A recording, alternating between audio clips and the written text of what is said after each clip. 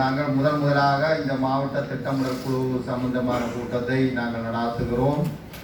இந்த மாவட்ட திட்டமிடல் குழுவிலே முக்கியமாக மன்னார் மாவட்டத்திலே அனைத்து திணைக்களங்களினால் அனைத்து அது மாகாண மத்திய திணைக்களங்களினால் மேற்கொள்ளப்படுகின்ற அந்த திட்டங்கள் தொடர்பான அந்த முன்னேற்றங்கள் இங்கே மதிப்பிடப்பட இருக்கின்றது.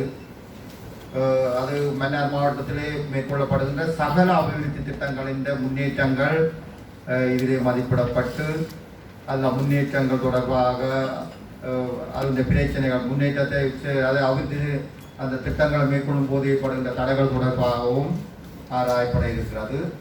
அதற்கு அடுத்ததாக உண்மையிலே தொடர்ந்து வருகிற காலங்களிலே என்ன வகையான திட்டங்கள் என்ன வகையான அபிவிருத்தி திட்டங்களை மேற்கொள்ளலாம் என்பது சம்பந்தமாகவும் தீர்மானிக்கப்பட இருக்கிறது. உண்மையில வருகிற காலத்திலே பல திட்டங்கள் மாவட்ட செயலாளர்கள் கீழே செய்வதற்கும் எங்கள் மின்முதங்கி ஜனாதிபதி அவர்கள் தீர்மானித்திருக்கிறார். ஒவ்வொரு மாவட்ட செயலகத்துக்கும் 1000 மில்லியன் ரூபாய் பெறுமதியான நிதி வழங்கப்பட இருக்கிறது. எனவே இப்படியான திட்டங்களை அடுத்தடுத்த இந்த வருடம் மற்றும் அடுத்த வருடங்களிலே செய்ய வேண்டிய அந்த திட்டங்களை அடையாளம் காணுதல் முன்னுரிமைப்படுத்த போன்ற விடயங்களும் இங்கே கூடுதலாக ஆராயப்படும்.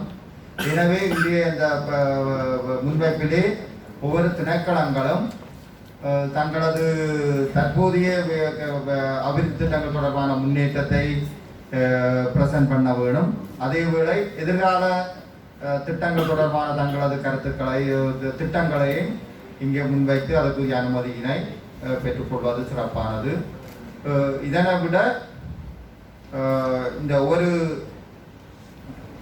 இந்த திணைக்கள அந்த எதிர்கால திட்டமிடல்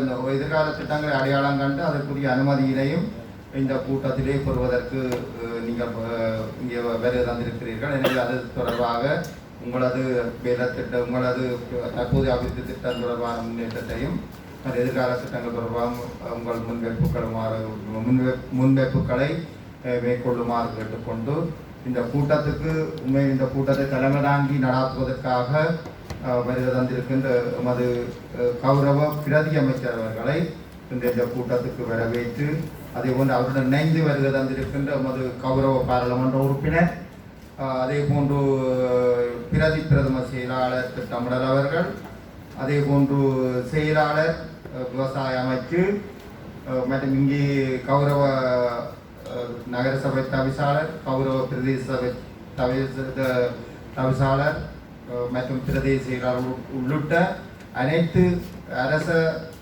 உத்தியோகத்தர்களையும் இந்த கூட்டத்துக்கு வரவேற்று எனது வருகைத்துறையினை நான் இத்துடன் நிறைவு செய்கின்றேன்.